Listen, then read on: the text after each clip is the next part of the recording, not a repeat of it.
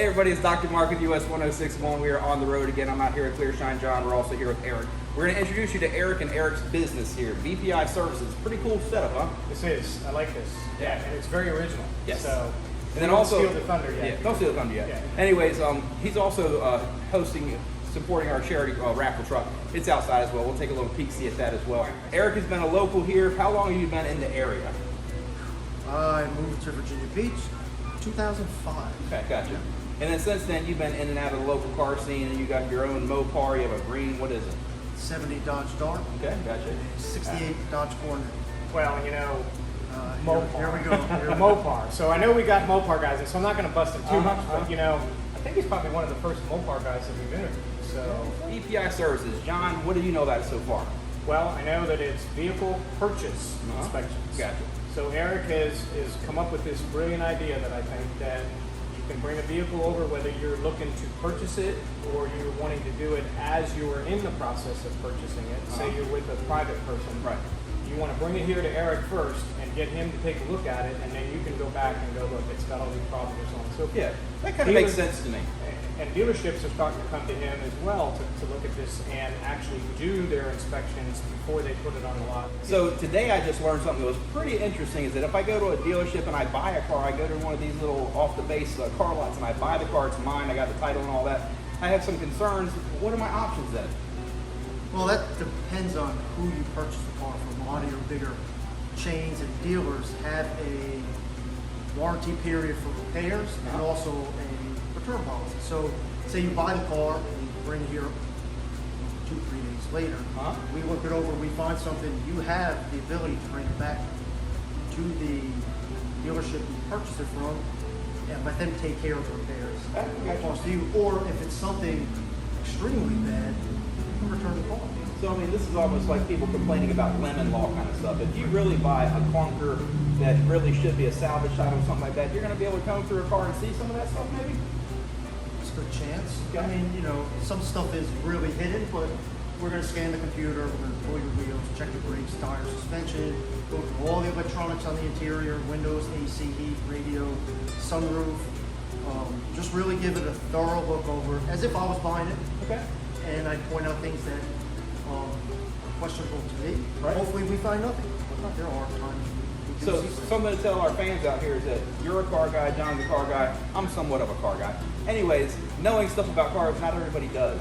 So that's one thing, is that sometimes when you're buying a car, it sounds good, it looks good, it smells good on the inside, you think that's everything, but really there's so much of the inner workings of this car, and it's sometimes they can, we've seen used car dealer tactics, right? There's certain ways they can make a car look good until you wash it, or look good until you hit that one pothole or something like that. And those are some of the things that you can look over and then at least have a tally sheet as to, you know, wait a minute, I thought I was buying a car that was, you know, previously owned, certified, yada yada, all that other stuff is just, we paid extra for that, right?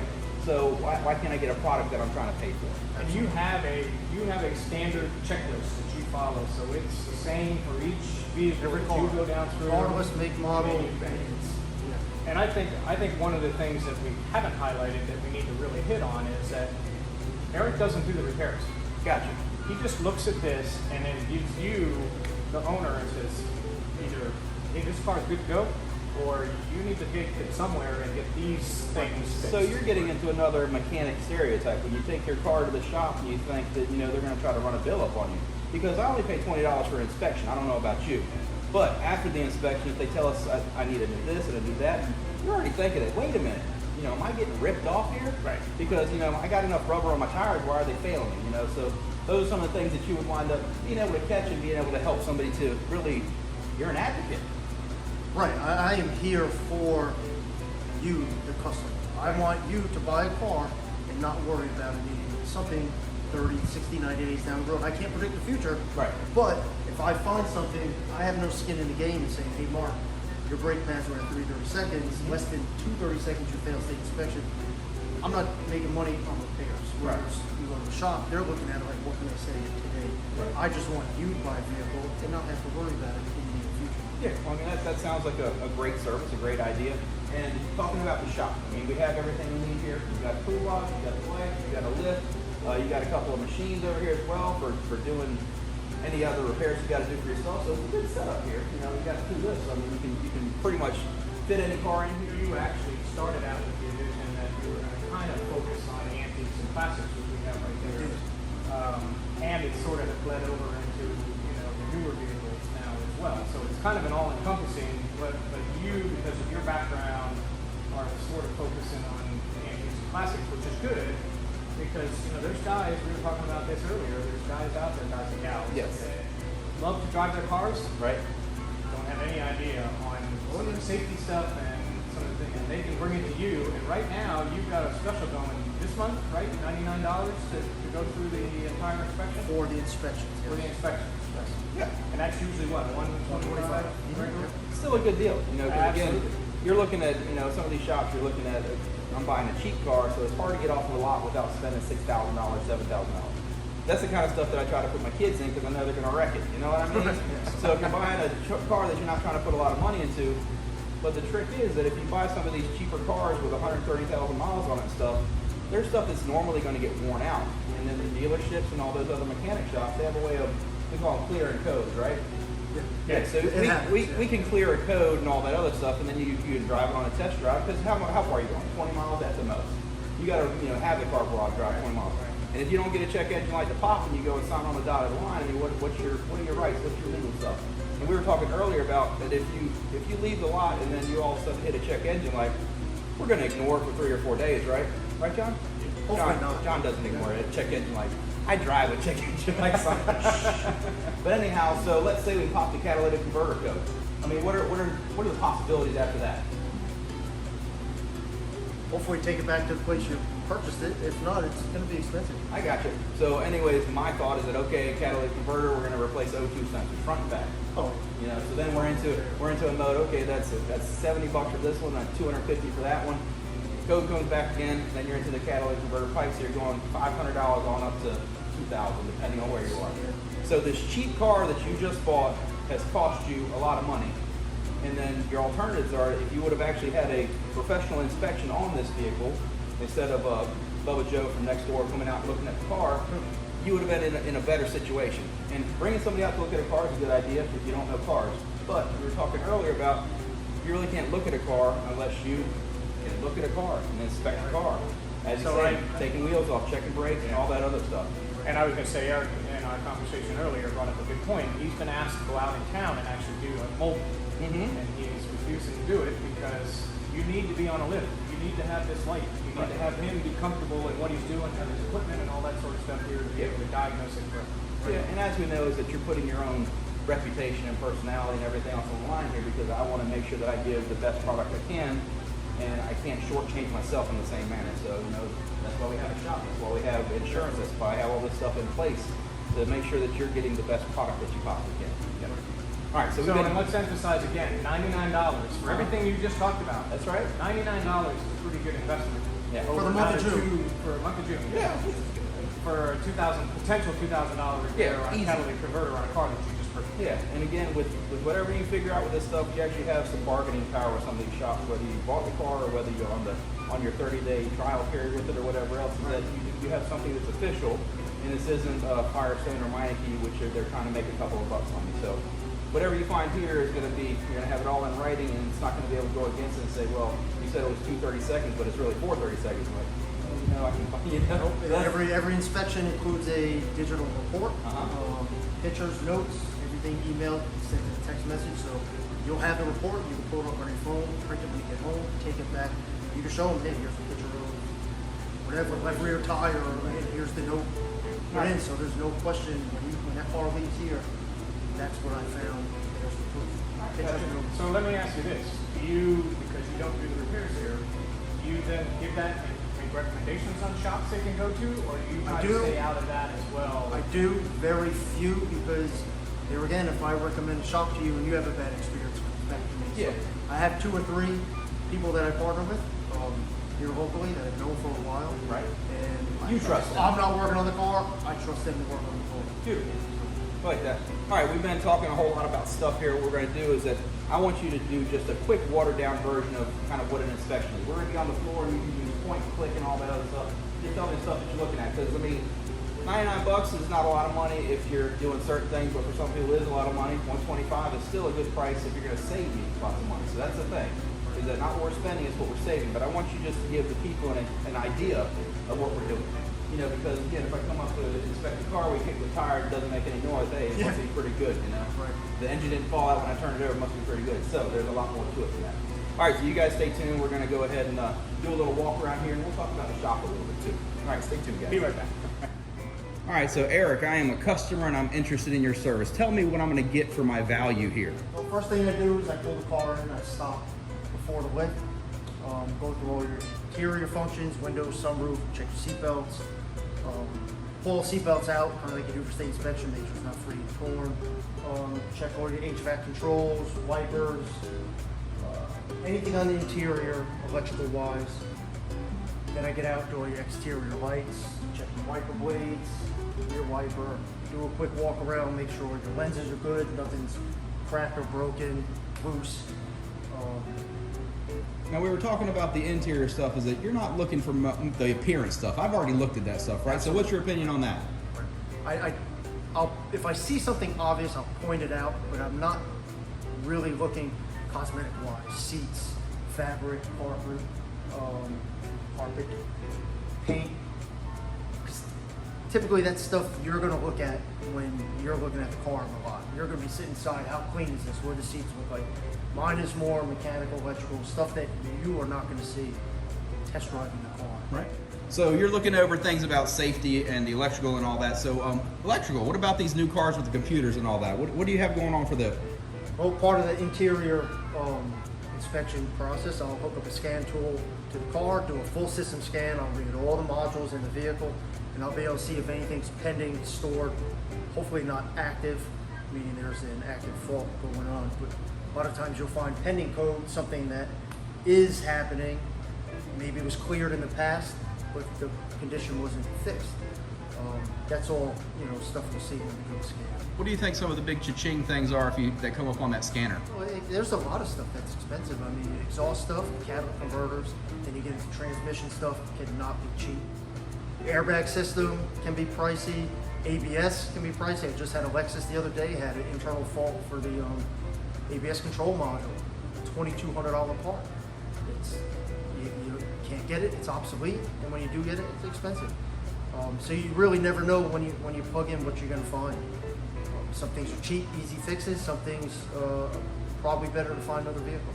All right, let me ask you this. Now, I just got a new used car and I took it up to AutoZone and I plugged in a thing and it told me some things. Did that tell me everything I need to know? Not really. Okay. It's kind of generic, little handheld readers. They'll give you a code and a printout, and that printout could have 15 different things of what possible causes are for the code. But yeah, what I've seen in the past is that it just doesn't give you all the codes, because I've done the AutoZone printout and then I've taken it to a real shop that has a Snap-on or a Mac or one of those other ones that just seems to dig deeper. So that's one of the big things that people don't realize, is that if it has an engine code, the thing you see on Facebook is, oh, just take it to AutoZone. In all reality, that gives you an answer. You think it's the answer? no, absolutely.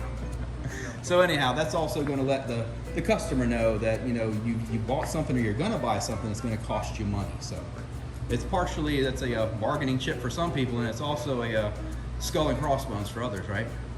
Right. I mean, I hate to use the term bargaining chip because then it sounds like we're going against the dealers, which we're not. I'm pro dealer, pro customer.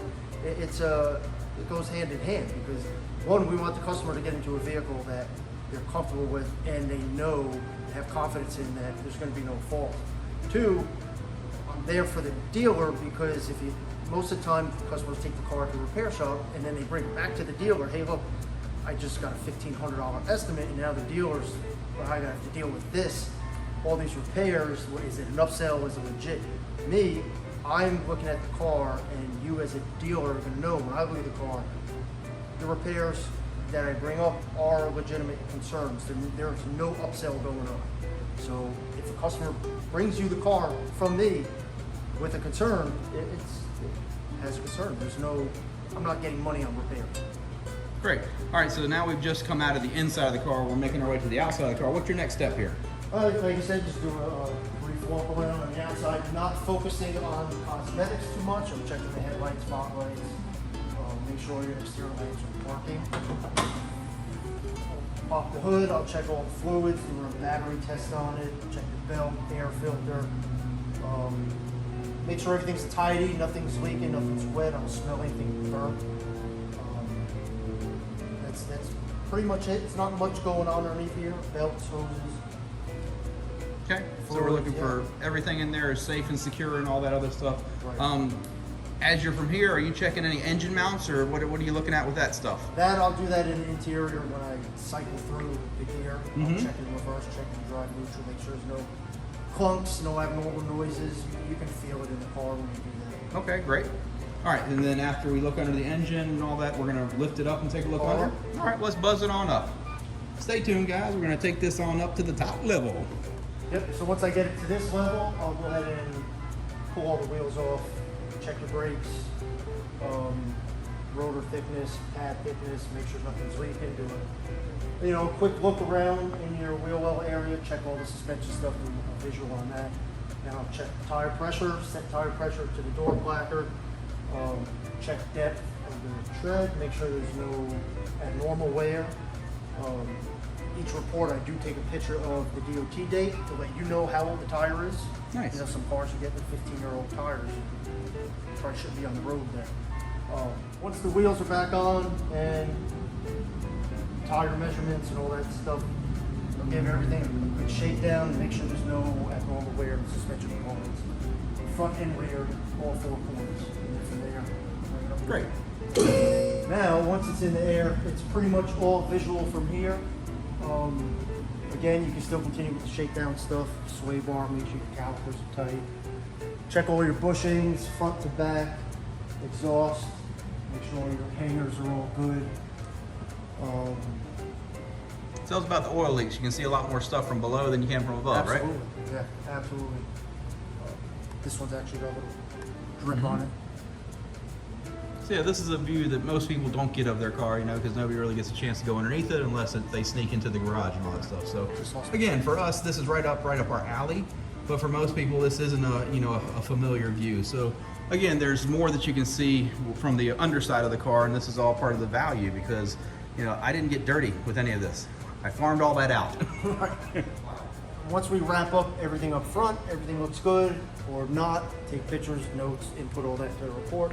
Work my way to the back, check the exhaust, make sure everything's tight, all your hangers are good, there's no rust or rot, no exhaust leaks. Same thing with the rear suspension that we did to the front. Kind of shake everything down, check all the bushings, sway bar end links, everything in the back like we did the front. And that's pretty much it. Mm-hmm. Yeah, and then if you find any deficits, we're going to report that stuff. And then the thing that we need to realize is that whenever we're doing car stuff is that, small things add up into big things. Right. So again, you said end links, so by the time that somebody has to replace 4 end links, they're into it. They're in at $100 with labor. At least, depending on the part and depending on the vehicle, how detailed it is to get it. Yeah, so whether you buy from Rock Auto or buy from the dealership, huh? Big difference. Yeah. Big difference. All right, so that's the gist of shaking down the car and part of the inspection report. And the value again can't be said enough is that if we know what's going on either ahead of time or when we're in that window, right, then we have a great opportunity to save some money instead of waste a lot of money. Right. The inspection doesn't have to be performed prior to purchase. Mm-hmm. It can be done after, and you can utilize that repair or warranty period, return period. Some are 7 days, some are 30 days. It gives you a good window to get the car looked at and get any issues resolved. Yeah, and how about parents and their kids? So I'm gonna buy a car for my kid and I wanna make sure that it's safe and all that other stuff. If I'm not a car person, I'd have a place to come to have it checked out and make sure that it's safe and ready for the road. Definitely. Yeah, so that's a good service there as well. All right, we're gonna take a peek around the rest of the shop just for some fun stuff, but we're also gonna take a look at the charity truck and maybe we'll have that out here one day for you to shake it down, right? So here's one of the cars in the shop. Just tell us a little bit about this. This is a GTO. Do you know what year it is? 67. Okay. 67 GTO, 400 automatic. I also do antique vehicle maintenance and repair. Mm-hmm. A lot of people, I used to think a lot of people work on their own cars. They don't. Yeah, again, going back into the electronic world, is everybody, you plug it into a machine, You don't plug this into a machine, do you? No, absolutely not. So this one is a 4-barrel carburetor up on top there. So I mean, you have the knowledge and the know-how to work on this kind of stuff. Yep, this one tidying up a few things before it goes up for sale. Transmission leaks, engine oil leak. I rebuilt the power steering pump. All right, so wait a minute. You mean that you can do an inspection on a vehicle that's going to be sold? That's like a whole nother level there. Absolutely, I do antique vehicle purchase inspections, which is just as important, if not more, than a new car, because these are not cheap and it's very easy to hide things underneath. Yeah. Same process as that, just a little bit different, minus the computer scanning and all that. But yeah, same concept. Yeah, you're coming through it, making sure that we're getting what we're paying for, per se. Right. Great. Absolutely. Great. And then you got something back here on the lift, and looks like it's in pieces. You got the wheels off of it over here. Yeah, this one's waiting on tires. This is a 1944 Deluxe, all original. Oh, All some original. suicide doors on her. So got the corduroy interior, Uh-huh. minus the Yeah, the cover. it's not original. Very nice. This one's been in storage over a decade. Wow. Getting it up and running for the customer. Flathead V8. Rebuilt carburetor, the radiator, belts, hoses, battery, plugs, wires. All new fluids. Yeah. Good stuff. So again, just the aha moment back there at the other car is that if you guys are getting ready to sell a vehicle, I think that your independent inspection is worth value of somebody that's trying to sell a car even. You know, because the whole thing is that, you know, to come out and inspect it myself, you know, I don't really know what I'm looking at sometimes. But if it's been professionally combed through, I think that's still worth something, you know. So if you guys are out there, or fans out there that are looking to sell either a new car or a classic car, you can get an inspection on that car just so that way you can say that, hey, it's been looked at, here's the paperwork, and it's dated a month ago, so you know it can't be what's so bad from that. So that's an option. Absolutely. Yeah, so that's a good idea. All right, let's go out and take a look at the charity truck. Again, they are sponsoring the charity truck. We'll see if we can find John around here somewhere. All right, everybody, it's Dr. Mark. We are outside. We are checking out the charity raffle truck. We're out here because you guys are up on the window. You guys are part of VPI services, so you guys have helped to sponsor this charity truck, and also you were a sponsor for our On the Road series. So we're actually on the road right now. I want to say thank you for being part of that. And then I want you to tell our people where you are. Come on a little closer to us so they can hear you. And what's our location here? I am in the very back of Owls Creek Commerce Park, almost on the corner of Birdneck and Norfolk Avenue. Gotcha. Okay, Jensen Drive. What's our number here? 1253, all the way in the back. Follow it all the way. There's a horseshoe to the left, and I'm in the cul-de-sac. Very cool. All right, what's your phone number if people want to get a hold of you? 757-980-5783. Okay. So again, hopefully we've been able to explain a couple of the different options here. For sure, number one, first and foremost, is that you want to do vehicle inspections so that the customers and the dealers are going to make sure that they're not doing wasteful repairs on things. Right. Also, make sure that Unnecessary. you're getting what you're paying for as well. Right. You know, so these are some of the value things that you're going to get here. So it's a fee for service, but it's a good service with not a really big fee. So I mean, it's a good deal. So I want to say thanks again for him coming out and hanging out with us, or us coming out and hang out with him, letting us see the inside workings of this place. So be sure to check him out. I want to say thanks again for supporting the truck and Thank also you. supporting our on the road efforts as well. So John, I don't know where he is. He's going to have to get in with the next one. So we'll see you guys again on the road. Thanks again. We'll see you around. Bye.